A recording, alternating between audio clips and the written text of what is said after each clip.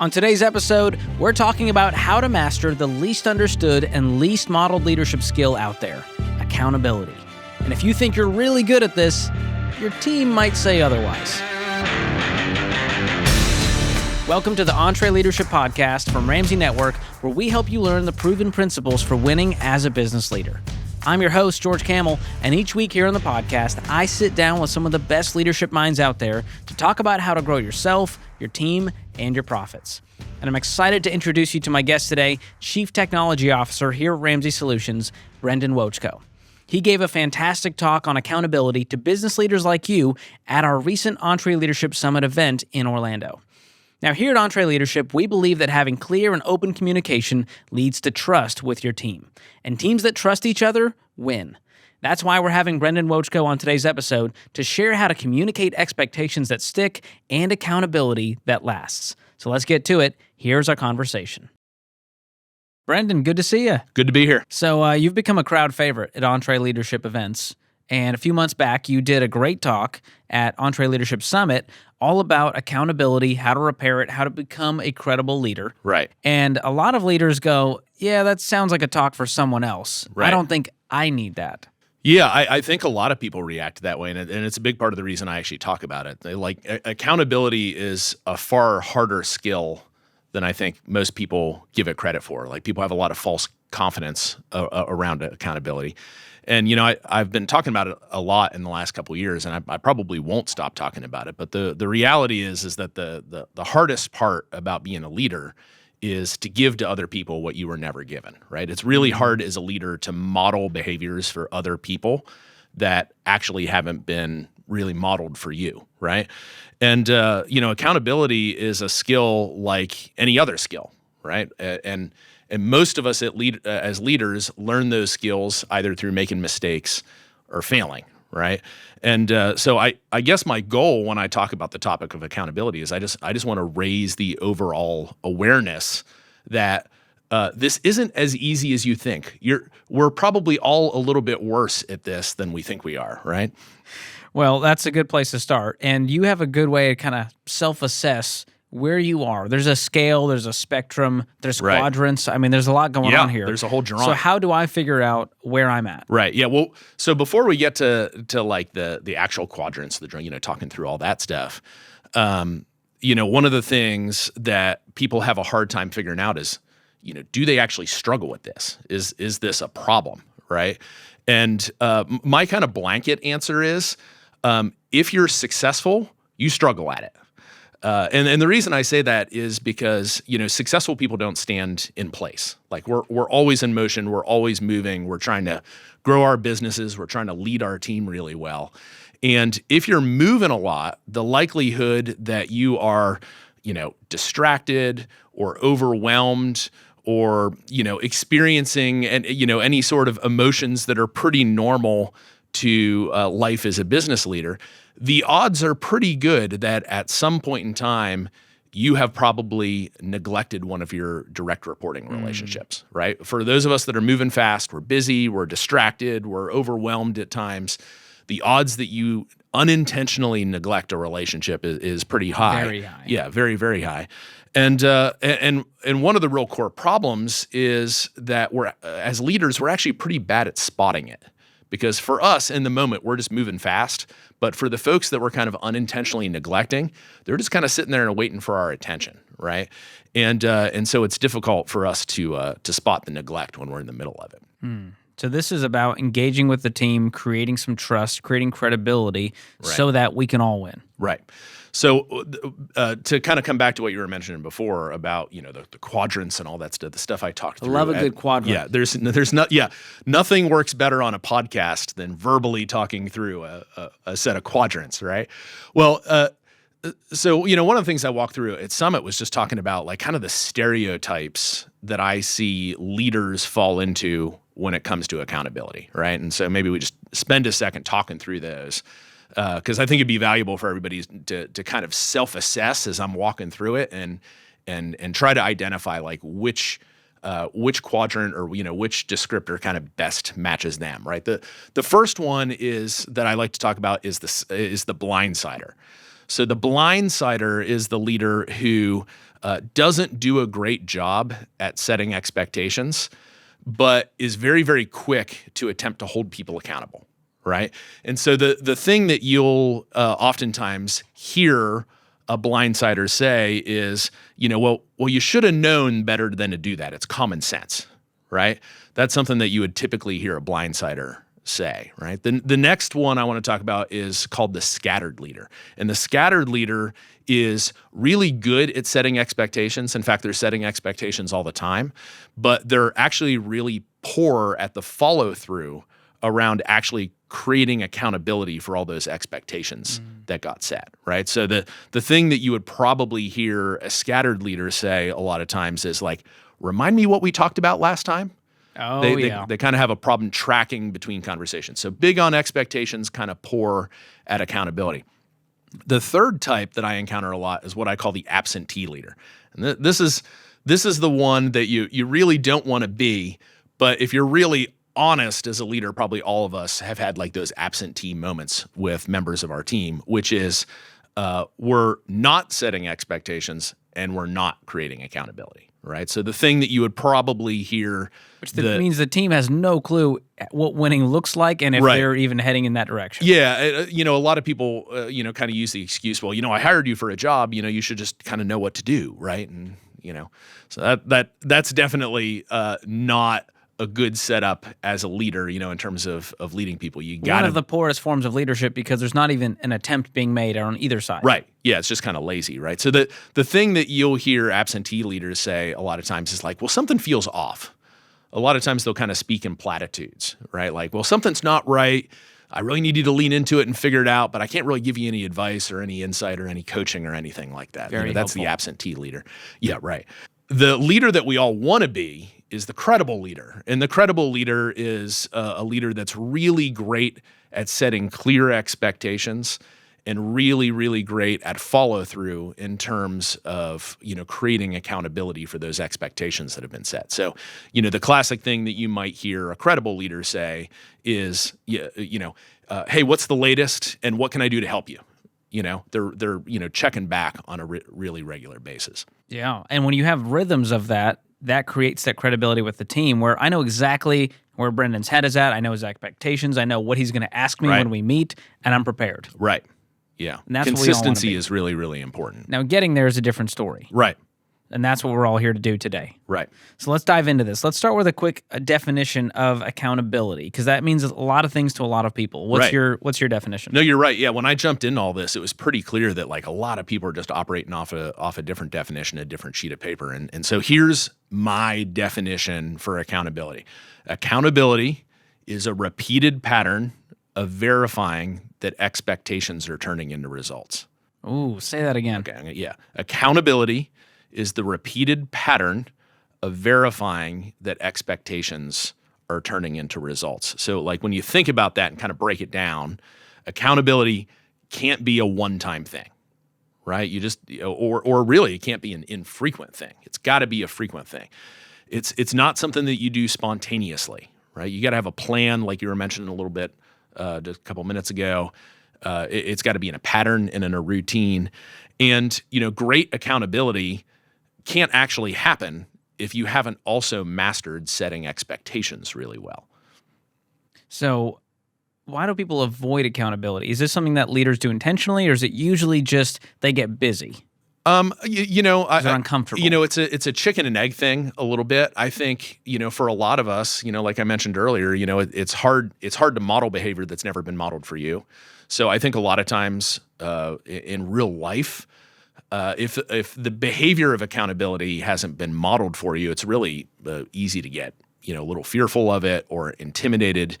And it's a chicken and egg situation. Like, I don't know what comes first. I don't know whether the busyness comes first and then you feel like things are off track. And so then you get a little fearful about it. Or I don't know if it's, hey, I'm fearful about it, so I'm going to get myself real busy so I don't have to deal with it. I don't know. It's probably different a little bit for everybody. But, at the end of the day, not creating accountability is really lazy leadership. If we don't frame it in really black and white terms, it gets too easy to get away with. Like, not holding people accountable is really lazy leadership. And most people avoid it because a real simple reason, we're bad at setting expectations. If you're not willing to, emotionally take the risk of sitting down with somebody and setting expectations, you're certainly never going to get to the pattern of, holding people accountable well. And a lot of people nowadays, a lot of leaders that I see rely way too much on the common sense factor. They just should have known. Yeah, they should have known. You hear that all the time. And maybe, you always hear like the prior generations say like, oh, common sense existed. Did it really ever? I'm not sure. I mean, well, at some point it was taught. You taught your kids common sense. That's true. So I don't know really when the breakdown happened, but at least for the 15 or so years I've been in leadership, I've never really been able to rely on common sense. Like I've got to be really explicit with people and walk people through things. So let's talk about expectations. While we're on the Merriam-Webster train, right? What is your definition, the Brendan Wovchko edition of expectations? Right. So I think an expectation is really simple. It's just a two-way commitment. And that is not typically how leaders think about expectations. Most of the time when expectations happen in real life, if we're just being real practical, expectations happen when a leader gets frustrated and just starts deciding to bark their emotions at people. That's what a lot of leaders consider expectation setting. And that's not true at all. Like expectation has to be expectation setting has to be well thought. It's got to be organized.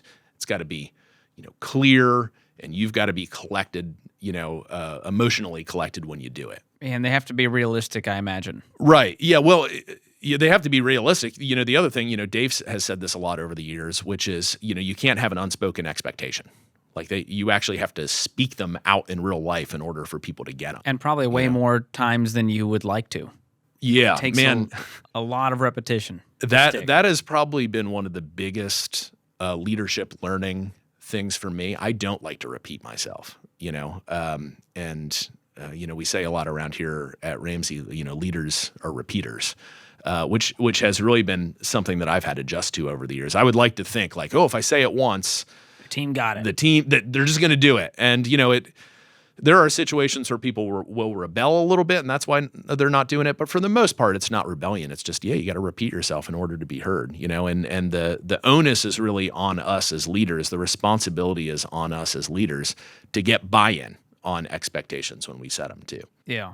And a part of that is knowing, hey, once the team they're groaning and their eyes are rolling, that's when you know it's stuck because they're like, oh, Brendan's going on this train again. We know exactly what he's going to say. Yeah. And then right. They're finally getting it. If they can finish your sentences, you're probably doing it right. Which Dave is really good at that as a, just master orator from the stage. Right. He says, we are blessed to be a blessing, right? And you know exactly what's coming next. Yeah, it almost has to border on sounding like your team has been brainwashed, in order to really know that they've gotten the message. Yes, it's important. Yeah. So let's talk about how we create these expectations, because this is a hard thing for a lot of leaders to do.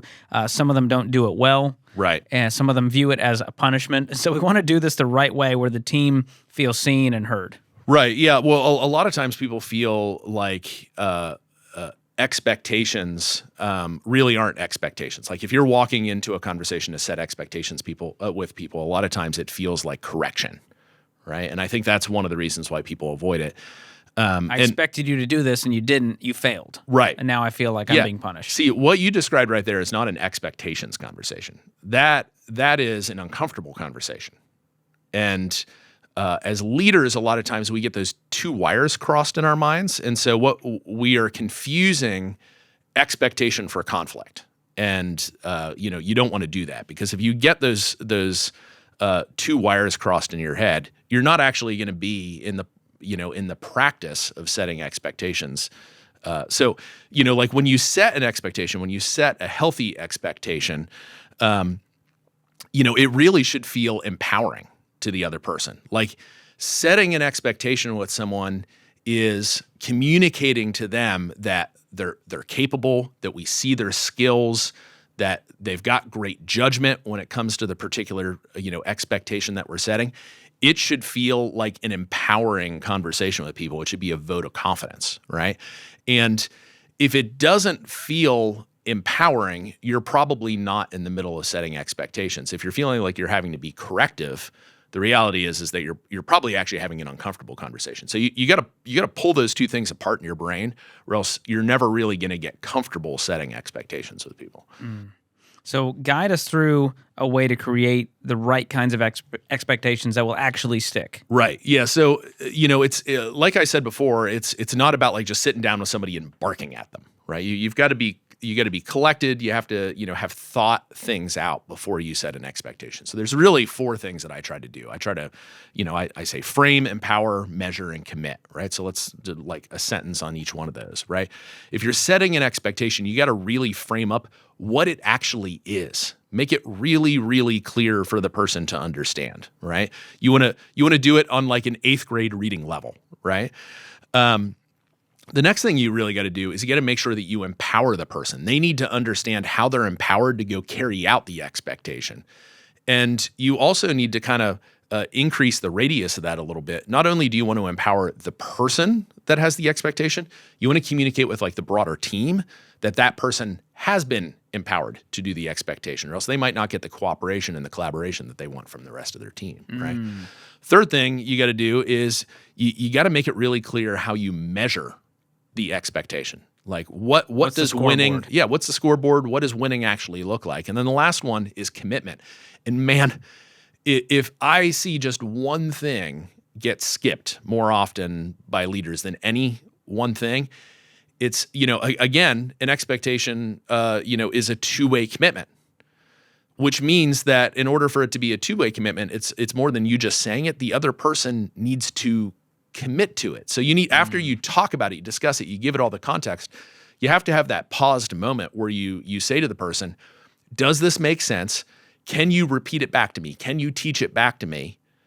And are you willing to commit to actually make this happen? Unless you go through all 4 of those things, you maybe even if you're not barking at the person, you're just sort of, you're just sort of talking at them, right? And expectation setting can't be talking at people. It's got to be actually a two-way commitment. Yeah, just the other day, our personalities team met with Teresa, who leads a lot of our desired future, strat-op kind of meetings. Right. And so she was talking about alignment versus buy-in. Yeah. So she's like, first we're going to get aligned, but then I need buy-in. I need you all to commit that we are all aligned and we're going to be doing this. Yeah. And it felt like I was in the exit row of a flight, and it was the stewardess coming by and saying, are you saying you were ready in case of emergency? And you have to have a verbal yes. And it reminded me of that level of commitment. Yeah, and this actually came up here just the other day with a team. Yeah, alignment and commitment are not the same thing. You can be directionally aligned, but all that really means is you're just having similar feelings that we're headed in the right direction. We want to move beyond feelings, and we want to get to a high integrity commitment. So you got to treat those as 2 separate things. Yeah. So we've got frame, empower, measure, commit. Right. By the end of that, we're very clear. The team member knows what's going on. Right. The entire team knows what's going on. Right. And we're all heading in the same direction. Right. Yeah. So we have an expectation, right? But like you have to move beyond the expectation. You got to move to accountability, right? And so how do you? So let's say you have a set of expectations that you've curated with a team member over a period of time. When it actually comes to accountability, creating accountability that lasts, there are 4 things you've got to do on that front. And I'll warn everybody, this is pretty unusual. Like this is something that I've adapted with time in my leadership style, and I've never really seen anybody else do it and until the point in which I started introducing it with my team here, and it's really been a huge help. The first thing that you've got to do when you want to hold people accountable is you've got to visualize their list of expectations. Literally on a whiteboard, stand up with them and say, I need you to get all of the expectations out of your brain, and we're going to visualize them in a single list. And this is something that we're going to use to come back to on a regular basis. If you just rely on your memory and their memory, the likelihood that things like slide off the table and things are forgotten is really, really low. And when that happens, it kind of devalues the accountability culture that you're trying to create. So it's really important to actually visualize all this stuff. Once you visualize it, you get to talk about everything on that list to make sure that everybody understands. They understand, you understand exactly what each one of those expectations are. You got to do a great job as a leader at like pruning that list oftentimes as leaders, the only thing that we ever do is just add things to the list. If you want to be a responsible leader, you got to take things away too. You got to look at the trade-offs of what's most valuable and make sure that you're taking stuff away that needs to be taken away. And then the last thing is you need to prioritize. And prioritization is, I think, one of the things that busy leaders have the hardest time with, because one of the things that I'll hear busy leaders say is, well, it's all important. It just all needs to get done. That's kind of crap, if I'm being really honest. That kind of behavior makes me really, really mad, because how can you expect one of your team members to be able to appropriately prioritize what it is they're supposed to do if you as their leader don't have an idea, right? And it's a really unfair setup to do with your team members, right? So you've got to help them look at that list and actually prioritize it. Yeah, so a lot of this is not on the team member. It's the leader looking in the mirror saying, I have not done a great job of setting expectations and holding my team accountable. Right. And so this is a great exercise to do that. On the accountability side, we've got visualize, understand, prune, and prioritize. Right. Now, understand, this is a pet peeve of mine, and you can tell me how you feel about it, but usually leaders will say something like, does that make sense? Right. And it feels condescending. I know the spirit of it is not. Yeah. Is there a better sentence leaders can use that can clarify if the team member is actually picking up what you're putting down? Yeah. Well, I think probably what makes that a little offensive is if they've not gone into any level of detail and they ask you, does that make sense? The person sitting on the other side is, well, of course it doesn't make any stinking sense. You didn't explain yourself, right? Usually it's a poor explanation. It's not the team member's fault. It's the leader didn't do a great job, and so they're kind of almost in a defense mechanism going, does that make sense? I'm not sure everything I just said. I had a leader I worked for years ago at a software company, and his idea of casting vision, he just kept on saying all the time, we're going to the moon, because he thought that would be really inspiring. And that's what came to mind when was your leader Elon Musk by chance? No, he was not. He definitely was not Elon Musk. We'll just leave it at that. But you gotta give your team some detail, because if you don't, asking them if they understand obviously isn't going to work. But I don't know. I think it is important to ask someone how well they're connecting with what you've just said, and asking somebody, does that make sense? It can sound a little condescending. I think probably the better thing to do would be to say, I want to make sure that you're clear on this so you can be successful. Is there anything I've left out? Oh, that's good. So I think a better version of that is, what have I left out? What clarity can I create to help you be successful? You're not questioning my competency at that point. Yeah. So let's walk through a real life example of what this would sound like if you're trying to create this expectation to stick. I'm the team member, you're the leader. What is this conversation? Right. Okay. So let's come up with something fun. Like what would be an expectation that we might be setting? Am I a developer in this setting? You can. I mean, since you're in the tech side, I am the tech guy. Well, tell you what. Let's say that we'll make it a little bit more accessible for everybody. Let's say that I was talking to somebody that was responsible for product quality. Okay. Whether that's manufacturing, I'm a quality assurance guy. Right. Quality QA. Assurance person. Right. So I might say, okay, George, it's really, really important that when we release products out to the marketplace, that they're of a really, really high quality. So let me frame that up for you, right? What I mean is, it's not your job to think of every edge case under the sun of how something could go wrong. What I want you to be really focused on is I really want you to be the expert on how our customers use our product. And I want you to kind of use the 80-20 rule. I want you to look at how do 80% of our customers use this product, and I want you to focus in on those behaviors and making sure that the product really, really works well for that 80%. The 20%, man, it is super easy for us to have all of our time and energy consumed by all of those edge cases. That's not what I'm asking you to do. I want you to focus in on the 80% of how our customers use the product. And so just to be clear, I know as a quality assurance person, you're not the person building the product. You're the person that's testing it and making sure that it's working well for the customer.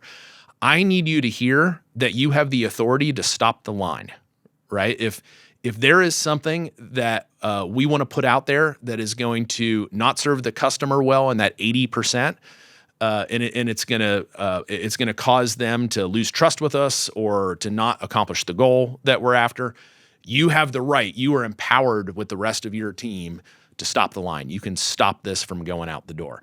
And so let me be clear about how we're going to measure this, right? Here's what I don't want to do in this situation. I don't want to tell you that you can have zero problems. If I tell you as a quality assurance person that there can be no flaws, what you're going to do is you're going to design a way of doing your job that's going to jam everybody else up, right? So what I'm comfortable with is I'm comfortable with 5% of the things that go over the finish line having a problem, right? Because we're all human, we're all going to make mistakes, right? And then at this point in the conversation, I'm going to say like, okay, well, what blanks have I left? What additional details do you need? And we'll have a little bit of a conversation. And once we kind of land the plane that we're on the same page, I'm going to ask like, are you ready to commit? Is this something that you feel like you can do? You have enough information. You've got the resources that you need. Are you ready to commit? So that was a great example of what one expectation, one conversation would sound like. Let's now skip over to the accountability side. I've got a full load of expectations. Right. We're now meeting maybe in our monthly one-on-one meeting. Yeah. What does the conversation sound like? Right. So in that scenario, you're going to have as a quality assurance person in our example, you're going to have more than one expectation on your plate. Right. So what we're going to do is, we're going to sit down and I'm going to ask like, all right, let's get all these expectations off your chest. Right. And some of those expectations, aren't going to match what my expectations are. Because here's the funny thing about expectations. There are the expectations that I explicitly communicate to you, but there's a whole bunch of other things that happen, right? You have all these implicit expectations, like things that you feel like you should be responsible for, but I have never asked you to do, or things that you feel like I'm thinking that I've never actually said out loud, or situations where somebody else somewhere in some other corner of the organization has set an expectation on you that I don't know anything about. And frankly, I might not want you to be investing your time there, right?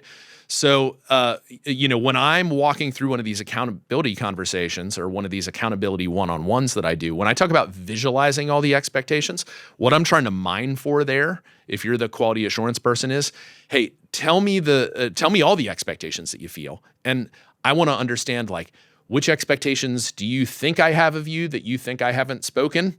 What expectations from others, some other person in the organization have put something on your plate. Part of that visualization of all those expectations is going to reveal to me as the leader just how much you've got going on in your brain, right? So if I'm talking to you as a quality assurance person, and you say, well, remember that explicit expectation that you set about product quality? Yes. Okay. Well, that one's going on the list. And you might start rattling off a bunch of others. Like, hey, there's also an expectation that I go to a daily training session on how to get better at quality assurance. I might say, oh, that's interesting. I didn't know anything about that. And you might also say as a quality assurance person, hey, all the quality assurance people in the company get together and we share learnings with each other. And I've been asked to actually facilitate that meeting and organize it for everybody. And that's taken up like 3-4 hours a week in preparation time. And I might not know anything about that either as your leader. All of those sort of hidden expectations, are actually a real big problem. And so by visualizing all of the expectations, now we can create some real accountability. So we visualize all those things.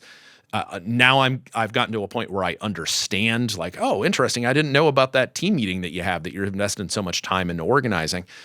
So I might say to you, George, that's not actually how I want you spending your time. We need to reset some expectations. I didn't put that expectation on your plate. Somebody else did. So we're going to prune that one. We're going to take that one off. And there might be some other things I want to add to the list, right?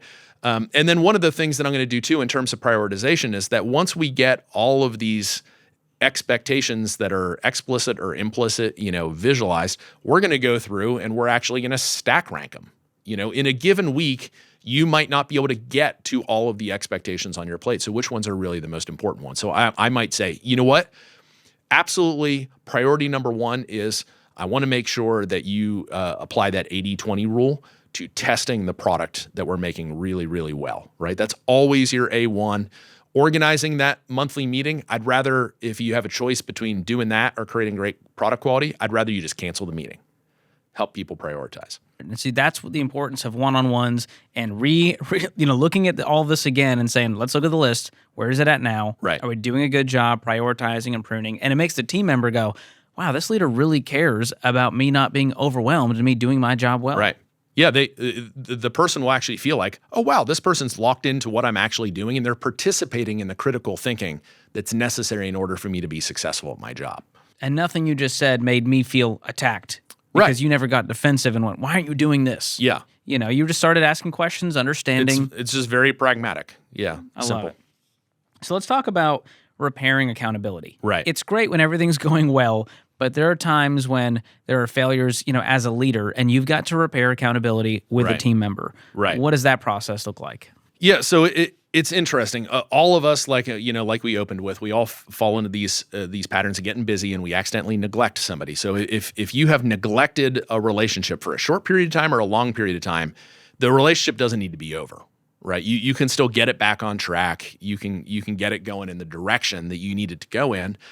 But the truth is that you got to be really vulnerable and honest with the person. Like if you ignore the fact that neglect happened, the relationship's going to be a wreck. Like you cannot get the relationship back on track unless you address the neglect, right? And so I'm going to give you an example, actually a real life example. This is actually a handful of bullet points that I put together for a conversation that I really had with a real person that I had unintentionally neglected because I got too busy, right? So let's say this is between you and me, and we were in a scenario where, let's say I was preparing for a summit talk, real life example, this happened, and down to the wire, getting all my stuff ready. I'm not a professional speaker, and so I'm stressed and I'm worried, and there's somebody on my team that I have not been paying close enough attention to their day-to-day work, and I haven't been supporting them well. So,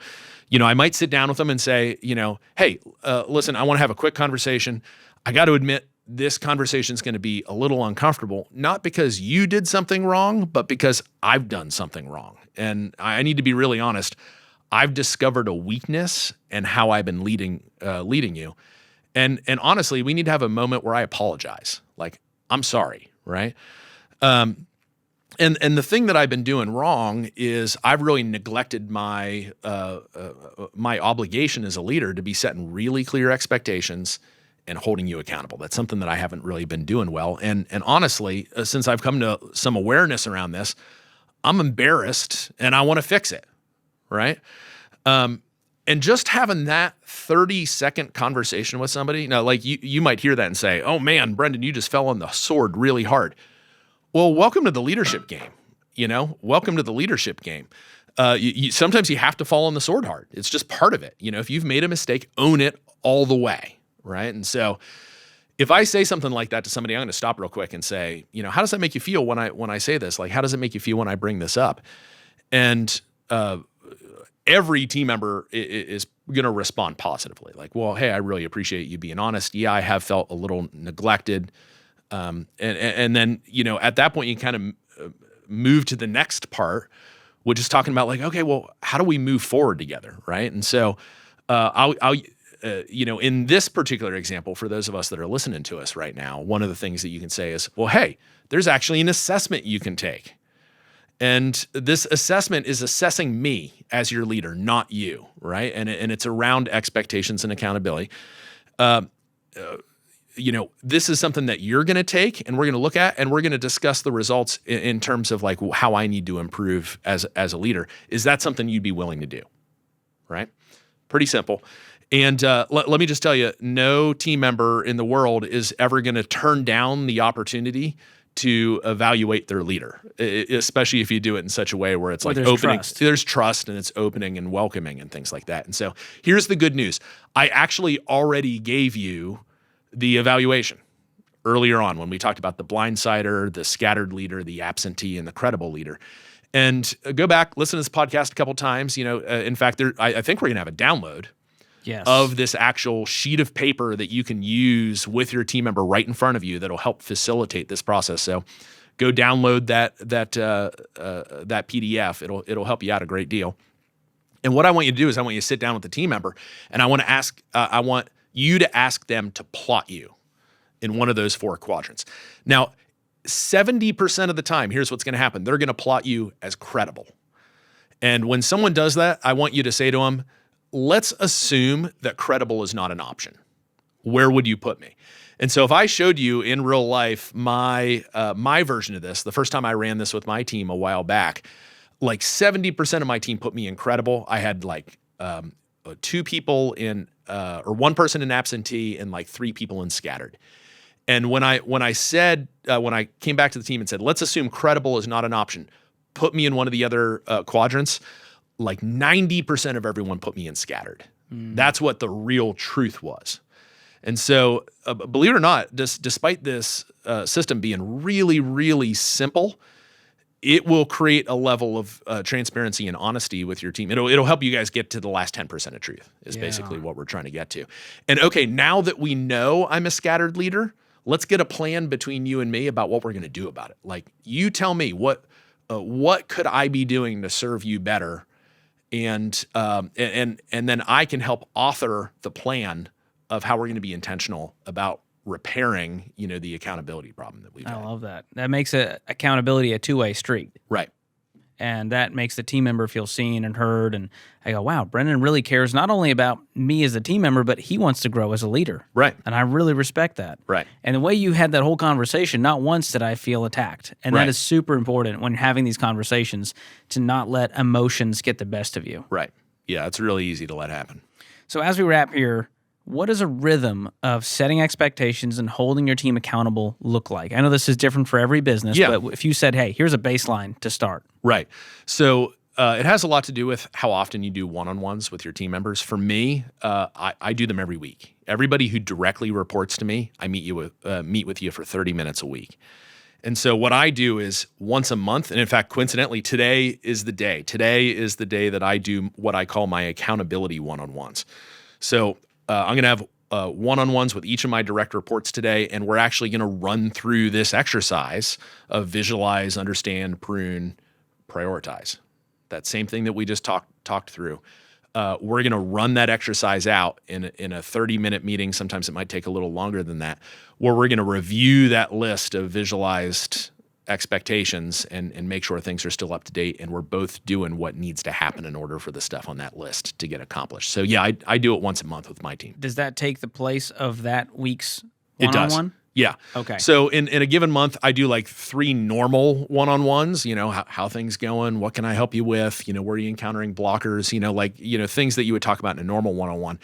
But once a month, it gets just a little bit extra formal, and we actually run an exercise together and have conversations about the things that we learned from it. Well, Brendan, I know this was about business, but I feel like this is really good marriage advice across the board. I'm like, this is good. This is fantastic. Yeah. I will. I'll drop a copy of this to Whitney on my way back upstairs. Thank you. I appreciate You're that. welcome. Yes. Well, Brendan, you are well known around here as one of the team's favorite leaders because of how you lead so intentionally. Obviously, you've become our go-to guy for all this stuff when it comes to accountability, uncomfortable conversations, setting those expectations. Always love having you on. Appreciate it. Thanks for having me. Thanks so much, Brendan. Always love having him on the podcast. If you guys want to get a free download of the accountability stereotypes and the guide we just went through on how to repair accountability, just use the link in the show notes. Well, that's going to do it for today's episode. If you enjoyed it, do us a quick favor and follow or subscribe wherever you listen and leave us a review. And if you're feeling extra generous, share this episode with your team, with your friends, or on social media. All of that helps us impact more people and more leaders like you. Be sure to follow us at EntreLeadership wherever you hang out on social media. This episode was produced by Tim Hull, edited by Jacob Harrison, and mixed and mastered by Will Rudder. I'm your host, George Kamel, and on behalf of the entire EntreLeadership team, thanks for listening. Until next time, keep learning and keep leading.